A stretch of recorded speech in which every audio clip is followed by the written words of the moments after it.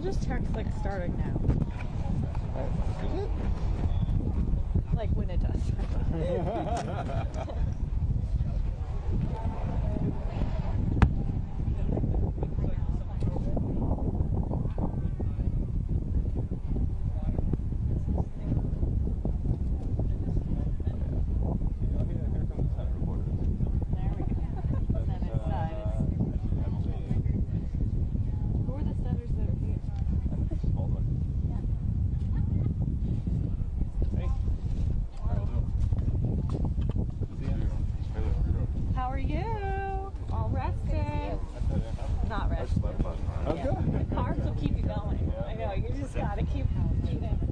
So she's not right close to everybody.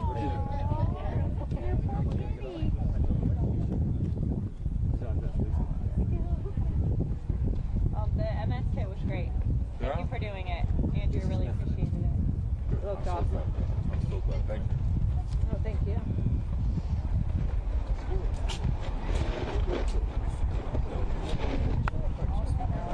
Just one.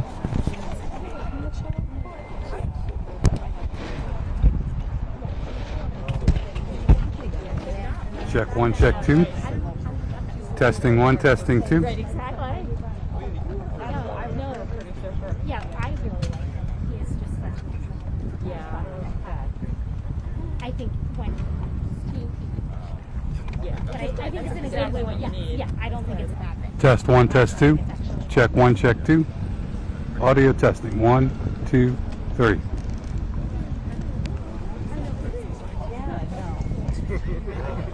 Yeah,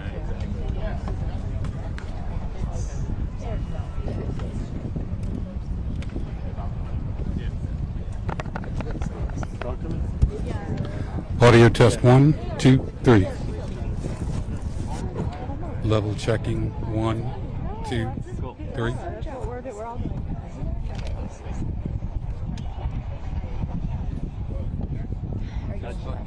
How'd you get I don't know, I guess.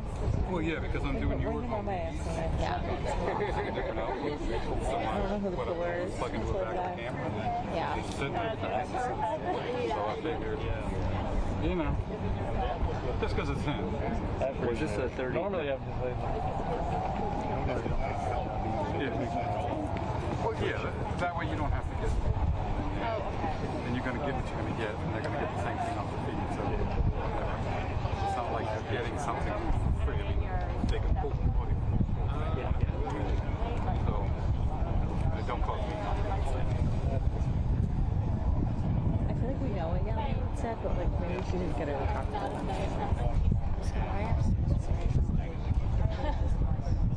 Yeah.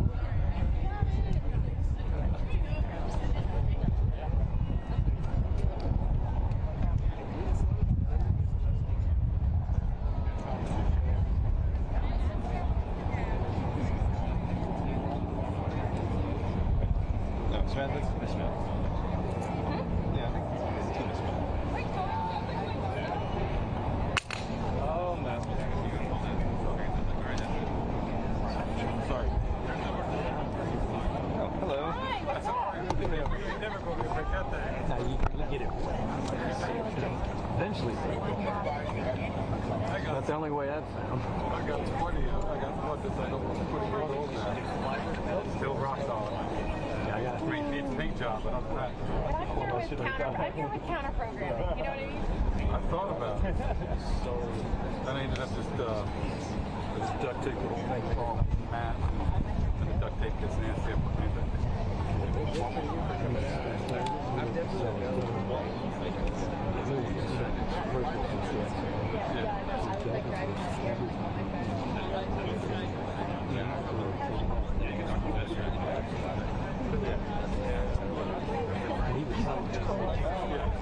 The facts are much different than what has been portrayed.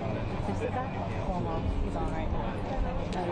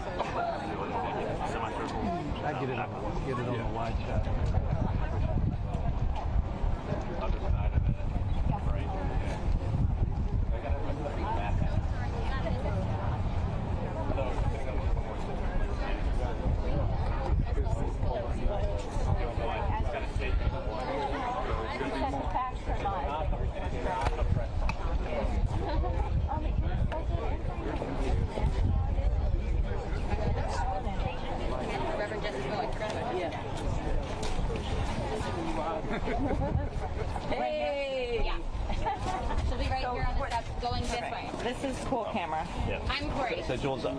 Okay, perfect. That's where she's going. Where at? Right where you are? Yes, this is me, Cori Bush. Hey, Jules, is it possible to have her step up because I can't get any? Yeah, I don't think she, it's my second day. I'm not sure how she feels about this many people yet. I'd love to know. Obviously, and I apologize, I didn't mean for the Senator and Jesse Jackson to come through right at our media availability, everyone.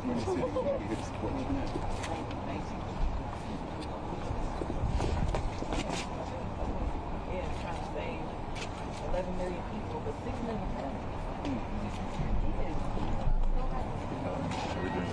Yep. I know. Everyone's rotating. Everyone will fan out this way when Jesse Jackson.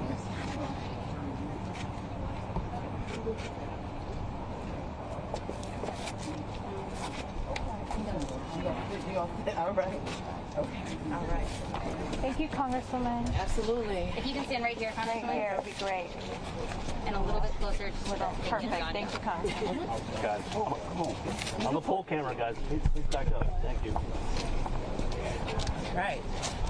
Thank you all for coming this morning. I'll start taking some questions, but just to start us off, we're day five of being out here in front of the Capitol, still asking.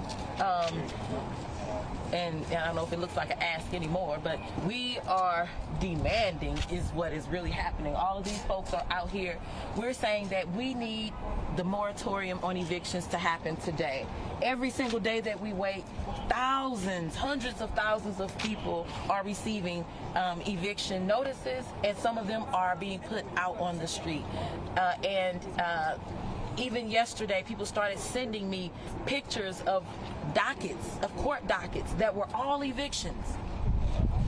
We cannot continue to sit back and play with what can or what cannot happen, when something could happen. We need this done today. People's lives depend on it. So last night was night 5, and Representative Ocasio-Cortez and Representative Jimmy Gomez stayed out here last night. I did go home for the first time in the 3 days prior, so I went home to get some rest.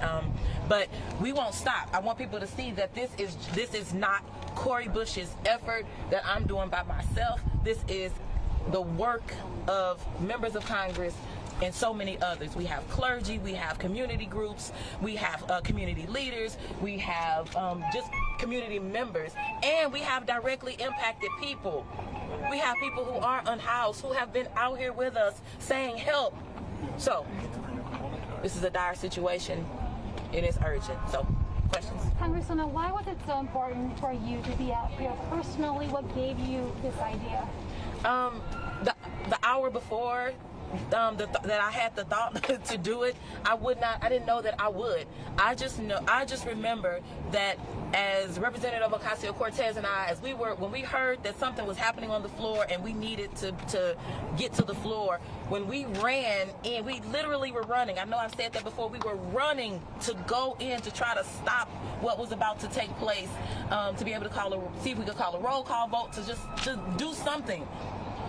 And when we found out that our efforts, that it didn't work, that we were too late, that was just like my heart was broken. And it was just like, what do I do now? Am I supposed to just go home? No. And the thing is this, I am an organizer.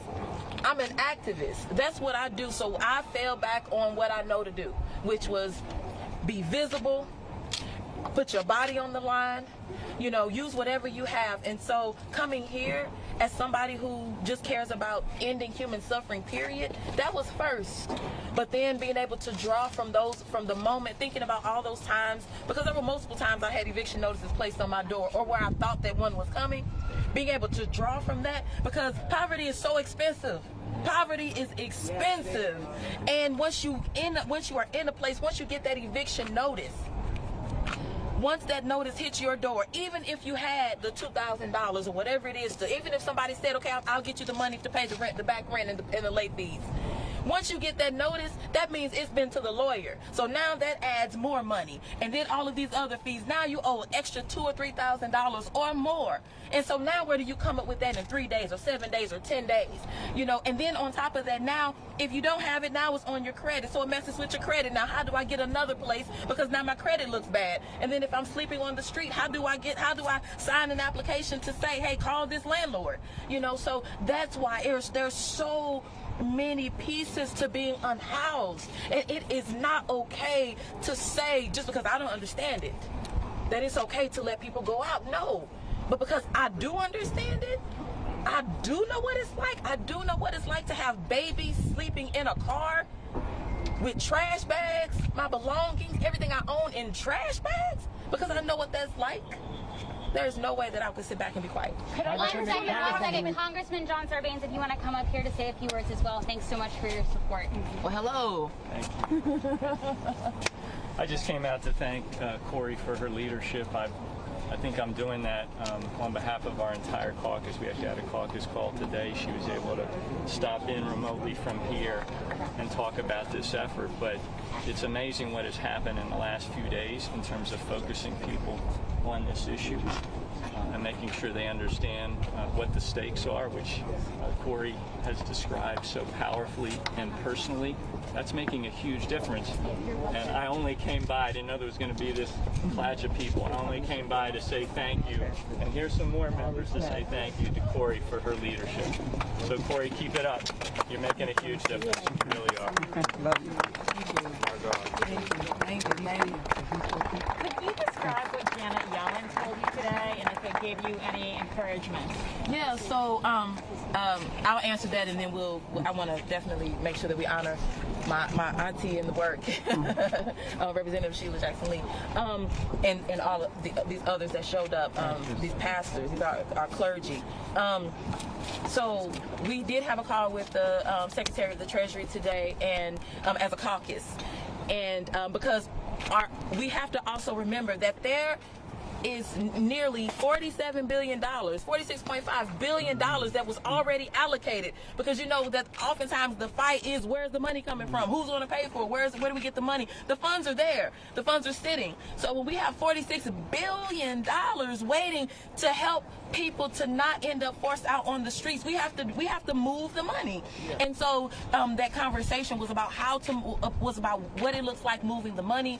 The Treasury has released funds. So the states, our local governments, so your counties, your cities, and not only your states, have to go ahead and get this money to the people. We do have people who are being evicted because they only received, even though they were approved, they only received a portion of those funds because it had not all, it just wasn't all being dispersed. So those people, some of them have been evicted or are about to be evicted. So that was the conversation, and just making sure that that we know that the Treasury is working hard to make sure that this is fixed. Congresswoman, yesterday. Yes, sir. Let me just take a moment to show you something that happens with members of Congress, is that we honor each other. Thank you to Congressman Sarbanes. I know that he was here, and other members. I was here last night with a number of members. We were in her spirit because we wanted her to know that we were here. We are here now with Bishop James Dixon, Pastor and Reverend Freddie Haynes, and as well our leader in the Reverend Arnold, Jesse Lewis Jackson. When you see him, you know that justice seeds are planted. I was on that call as well, and let me say where we need to be. Frankly, what needs to be understood is that we are in a Delta scourge, COVID-19 unceasing crisis. Thank you. And so it is distinguishable from a decision, as a lawyer, from the Supreme Court at one moment in time. That decision was based on one moment in time. And the president and the administration are now dealing with that distinctive time. That decision was issued in a time of calmness. This now is occurring in a time of an immediate crisis. I'm getting calls from my community. The hospital beds are teeming over. Right. They have no nurses. Right. Children are loaded up in children's hospitals because they under 12 cannot be vaccinated. what my sister has been saying ahead of time, a visionary that she is, that the homelessness, by research data, is going to generate hundreds of thousands, or thousands, excuse me, of individuals who may die. And hundreds of thousands of those who will be infected. Right. Homelessness generates a more stark condition in America. My argument is, and I've made this argument to the leadership, that you go ahead and indicate that because of a severe emergency, because of the surge, because of people who are infected, you do an emergency extension and a moratorium. And you do it legitimately by this administration. I want to say that they are now reviewing. They are in the fight. Cori Bush is not alone. No. We're in the fight. We're in the fight. Nancy Pelosi is in the fight. And the fight is, we are looking as we speak at what we can find to be able to say it is an emergency, it is cataclysmic, it is catastrophic, it is unceasing, people are dying, and if we don't have nurses in hospitals to take care of COVID-19, can you imagine the sick people who are not getting out and being evicted? So I would make the point of my appreciation to have drawn us back here. Let me not leave out, we believe there should be a legislative fix. Yes. And that is Yes. still being contemplated and worked on without Chairwoman Maxine Waters. But at the same time, I like what has been said. We're not blaming. We're claiming. We're not going to blame anyone. We're claiming that we're going to get this done, because if we don't, we're talking about children in the streets whose family members or themselves may be COVID-19 positive. So I'm standing with her. We will continue back and forth to insist that this gets done, because lives need to be saved, and we are working without ceasing. I'll end on this note. I want to know where my friends are on the other side of the aisle. Because human beings are being evicted. Not any identification that we look to when we see them on the streets to find out what is your party affiliation. That's right. They are human beings, and what brings me to my knees are children. I will be on my knees with children. And so I end by just simply saying, I want my friends on the other side of the aisle to join us and get this done. And Cori knows if they join us, we'll be finished this afternoon. We'll be finished tomorrow. And I ask them to join us. I thank you, my sister, very much.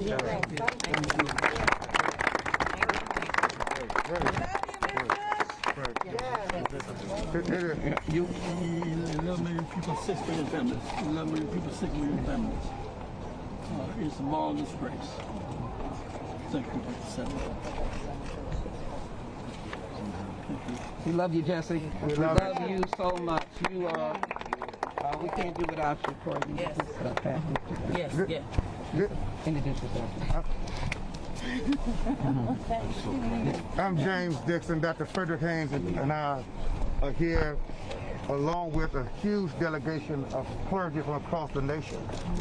And we were compelled to come stand with you. Dr. Haynes said, let's end coming over here.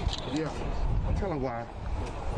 Well, because you represent what the Congressional Black Caucus has become for this country and for this Congress, the conscience of this Congress. And what you were doing by putting your body on the line represents the best of that conscience. And so we came to let you know you're not standing by yourself.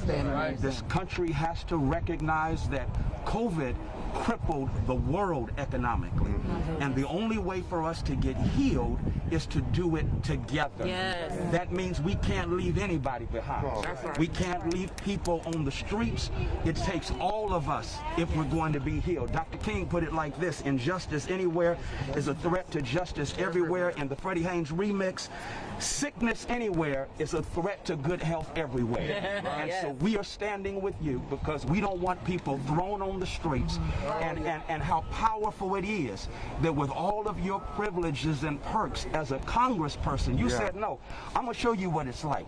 And you literally have been out here on the steps because you're standing with people who can't stand for themselves. And guess what? We're standing with you. Let me say this to you. while we are here. I had COVID-19. Bless you. And I was running for this seat. Yeah. And after 2 months of being sick, I decided I was going to drop out of the race. And I was calling my team to say I was dropping out because I didn't know when this sickness would be over, and I couldn't help my kids. I couldn't do anything. I was so broken. Even financially, having so many, just how can I sustain if I can't? And I was scrolling on Facebook, and there was a preacher preaching on a Sunday morning, and he was talking about overcare. Wow. I caught 5 minutes of his sermon. It was you. And I got my answer to stay in the race, and I'm here today. Didn't even know. I want you to know that there's an organizing group right now that's going to be standing with you around the nation. We're going to go back to our congregations. Yes. And tell our ministries to stand in solidarity with you, and we will sleep on the streets in cities across the nation with you in order to make this message clear, because the scripture says I was out of doors and you didn't take me in. Jesus is dealing with public policy. The reality is we're talking about public policy that contributes to homelessness and then punishes those who are homeless.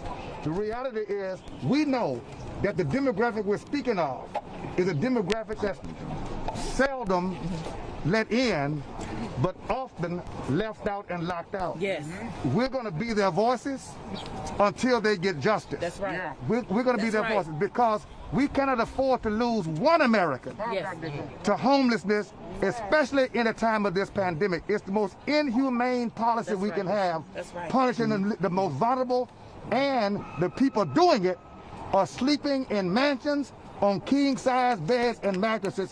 We're going to shame them by naming them until they claim these Americans as God's children as well. Thank you for your leadership. Thank you. Thank you. Thank you, my sister. Absolutely. We are facing so many crises right now, from a housing crisis to a crisis of democracy. And that is why you see the people standing out here today. So much of the responsibility right now really falls on the White House to rise to the occasion and to use the ability that it has to extend the eviction moratorium and to call for filibuster reform or abolition, so that we can secure a multiracial democracy, and so that people who are the least of these, as the Bible says, can afford to live in this country, in the richest nation in the history of the world. As many as 11 million people should not be on the precipice of being unhoused. And Cori and myself and others here today know what it's like to face housing insecurity. We know what it's like to face adversity. And there's so much that can be done that is not being done right now. And it also falls on Congress, to be very clear, to reconvene for the purpose of legislating in defense of the American people, in the best interest of the American people, because people are going to die if we do not extend this eviction moratorium. People are going to die if we take away the rights of black and brown and working class and young people to vote in this country, because we see the forces of evil at work. These are folks who won't even certify presidential elections. These are folks who feel threatened. Their very existence feels threatened by black and brown people in this country.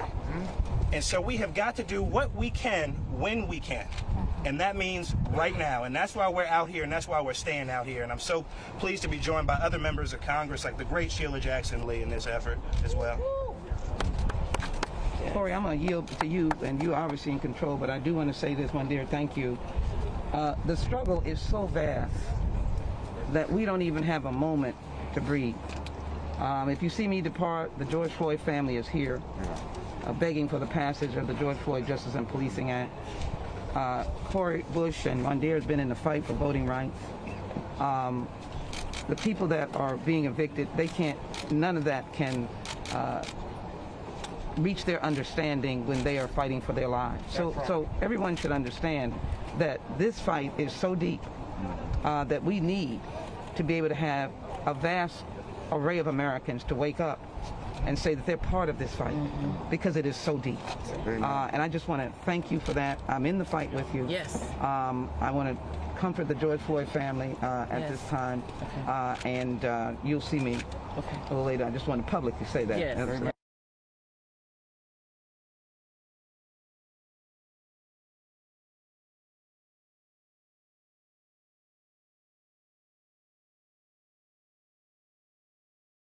Over there, if members of the press could efficiently and call the triangle. Quickly go to the triangle, and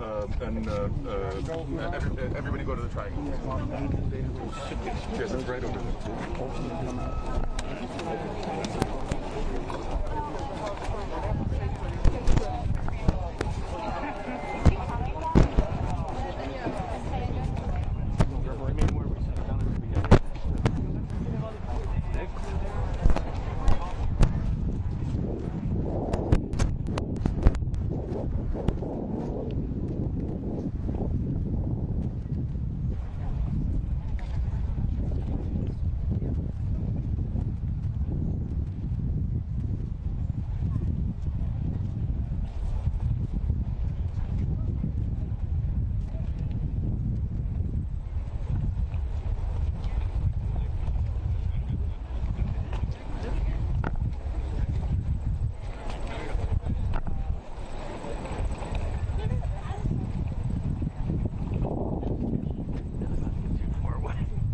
I gotta be here because I gotta get the audio.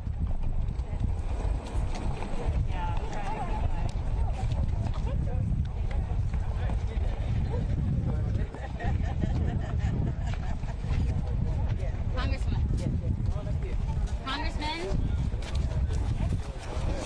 All right.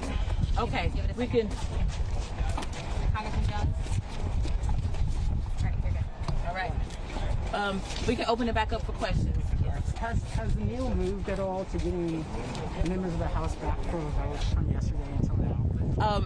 Yes, members of the House are starting to come in. And for those that, let me just say, there are those that are able to come in, and some of them already had commitments in their district, so we want to be sensitive to that as well, because what they decided to do, for those that know that they can't come in, they are doing the work in their districts.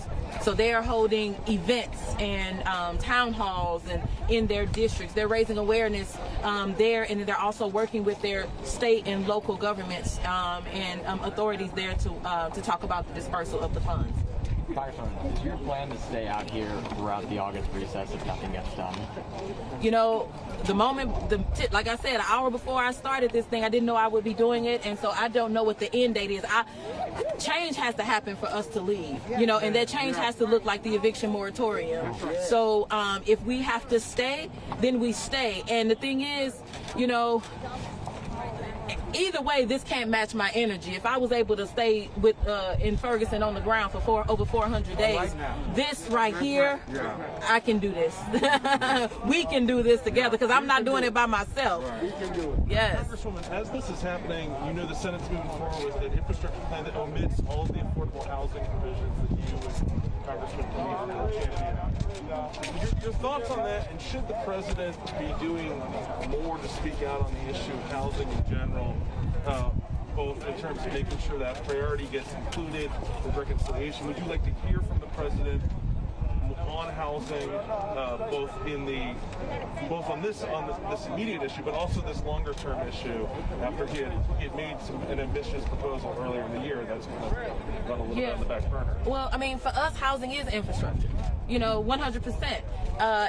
But right now, I think that trying to figure out where we're going to get this thing done at. We have to do, whether it's through reconciliation, you know, that's an avenue for some of it, but right now, today, the thing is we have to get the moratorium. So we can work on how else we can get our needs met. And yes, we're asking the White House to make it very clear, you know, how we can get this thing done, but working with the Senate, you know, but my focus right here, right now, today, is that urgent crisis of hundreds of thousands of people have already started to hit the streets. And we did not have this thing fixed before now. The crisis was already happening. We've already been talking about what poverty looks like, and no one was listening. No one would hear us. And that is the issue. You know, we complain about what happens after, but we're talking about saving people before. And so that's why I speak about being unhoused or living in poverty the way that I do, because we need people to understand how expensive it really is. And the thing is, if not enough people want to focus on it, you get to hear my mouth focus on it, because I am those people. I am one that was affected and still struggle. I still, as a sitting Congress member, I struggle with what happened to me in my past because of all the issues of living in poverty and being someone who was working low wage. And so that's why I'm here to open my mouth and keep it open for you all. In your discussions, what's your latest conversations with Speaker Pelosi? Does she support you being out here? Absolutely. So the speaker, the speaker has been in communication with me and is just supportive of the fact that we have helped to push this and to highlight that there is something that can happen in the immediate future. You know, that at any moment that the White House could go ahead and get this done and get us the eviction moratorium. So the speaker has been talking back and forth with me and other members about supporting. Did you all speak today? Yes, we did. And as a matter of fact, the speaker, some of you may have seen this, we have a statement about what we would like to see as far as the White House, and the speaker actually put that out today. Have you talked to the president? I have not personally talked to the president. You did talk to the vice president, though, correct? Had a brief conversation with Vice President Harris, and the point of that conversation was I wanted her to look me in my eyes, and I wanted to look in hers, but I wanted her to see down to my soul what pain looks like.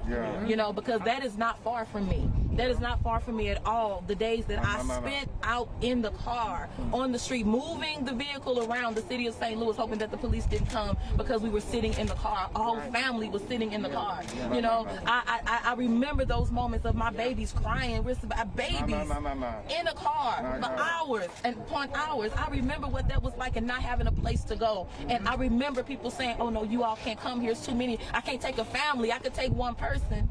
I remember that. So she needed to look me in my eyes, because as much as I'm standing here for everybody, St. Louis, which is what's on my shirt, is first. I'm representing St. Louis, and then I'm also standing here for all people. Do you feel like she was receptive? She said that they're working, you know, and, you know, they sent out the statement yesterday, so. Have you discussed with any of the White House, people you're working with at the White House, options that might not be an eviction moratorium? Anything else they could do?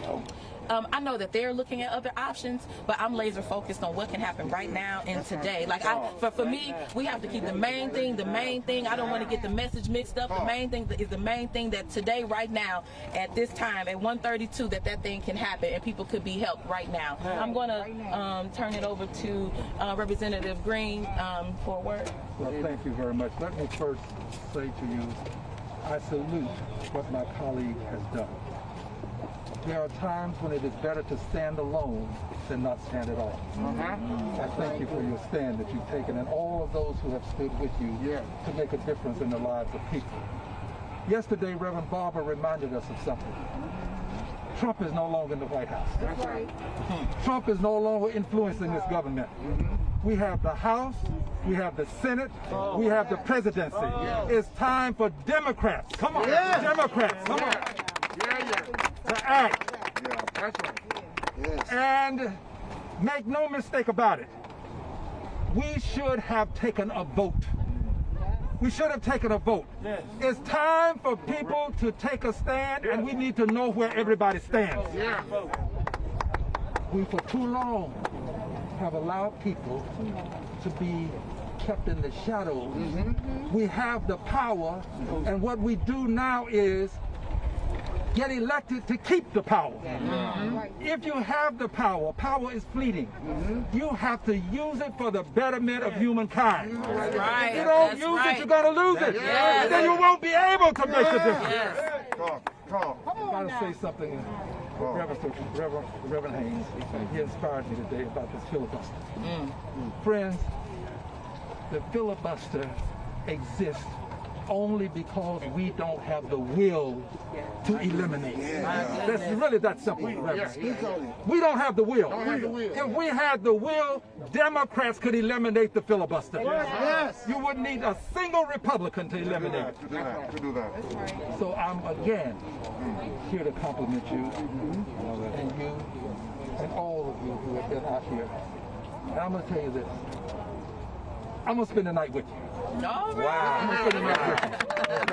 I'm going to spend the night with you. It gets cold. Look, I'm going to have a coat. Okay. Yes, sir. But I want you to know, now with reference to the evictions themselves, we have two things to consider here.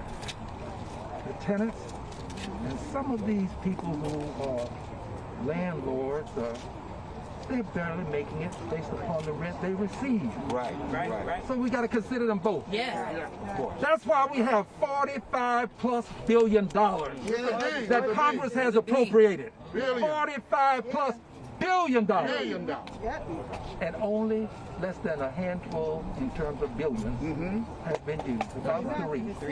About three. The landlords must be paid. But until they are paid, the moratorium must continue. We've got to have the moratorium. That's the bridge. That's the bridge. Landlords deserve to be paid. We don't want to. Congress acted. Before you can get an act of Congress, you got to have a Congress willing to act. But we were willing to act. $45+ billion. It's time for the states and the counties and the municipalities to put that money in the hands of the tenants who need it. It's time. It's time. It's time. I wish I could say it like Bishop Dixon. I wish I could, but it's time. It's just time, as the bishop would say it. Now, I want to let you know that I plan to stay, but you're going to have to let me just go home for a minute. So can I be excused? Yes. I just want to go home for a minute. Yes, sir. But I'm going to come back. All right. Okay. All right. And I'll be here when the sun rises. All right. From sunset to sunrise. All right. Okay. That's right. All right. Okay, we'll take two more questions.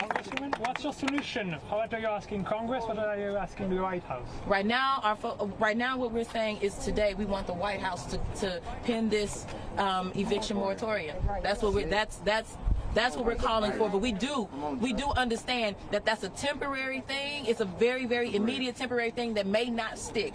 So because of that, the House and the Senate, we have to do our part. So those things have to happen. But right now, we need that moratorium. And right now, with it not happening, that says something to the people. It's saying something to the people, and it's not what we need to say. We don't need the country we don't need the word from the country to say that we don't care about people who are risking being on the street because of policy, procedure, and protocol. That's not who this country should be. Come on. And so we're standing here. We have the clergy here with us. We have members of the community. We have advocates. And we have impacted people who are standing here all together. And eviction is not the beginning of the process. Remember this, eviction is not the beginning. Before you get to eviction, somebody may have had some pain related to the COVID virus. Before you get to the eviction, somebody may have lost a job. Before you get to the eviction, some child may have needed some help with mental issues. Eviction is not the beginning of the process, it's a symptom. It's a symptom of what's happening with the COVID virus. That's what it is. It's a symptom. So we won't want to just treat the symptom after they have been put back in their homes. They need help for the mental issues that they are dealing with too. That's right. It's a symptom. That's right. America cannot wade in this moral failure. Congresswoman, would you like to see the House return before September 20th to vote on some kind of legislative action on this? We may not have a choice. We'll have to do something before. If we get this moratorium, it may not last that long. So we have to come back and get something done. I think that the majority of our caucus is ready to come back. So many of them are starting to come in already. They're ready to come back. And so I don't think that that's going to be the issue. I think the issue is just getting this first part done, getting this moratorium. So. All right, thank you so much, everyone. Thank you so much. The Congresswoman will be back on the steps. As you can tell, the security situation is in flux, as always, and we will try and figure that out. Thank you. Sorry. Come on, Dare Jones. Yeah, there you go.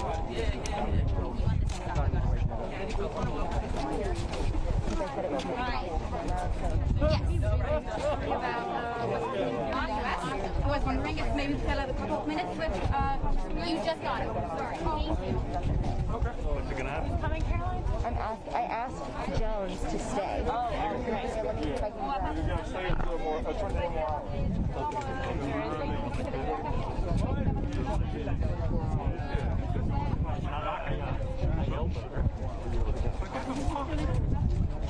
Haley, he's taking video with me. Yeah. He'd have done this on Yeah, if we'd have known, I'd have had a mic on the damn podium. And I wouldn't be knocking some idiot upside the head because I don't know the rules. Supreme Court on a monopod, man. 2 hours. And I came over here. I'm sitting there like, dude, I could bring a trap bus. I could have brought a trap bus.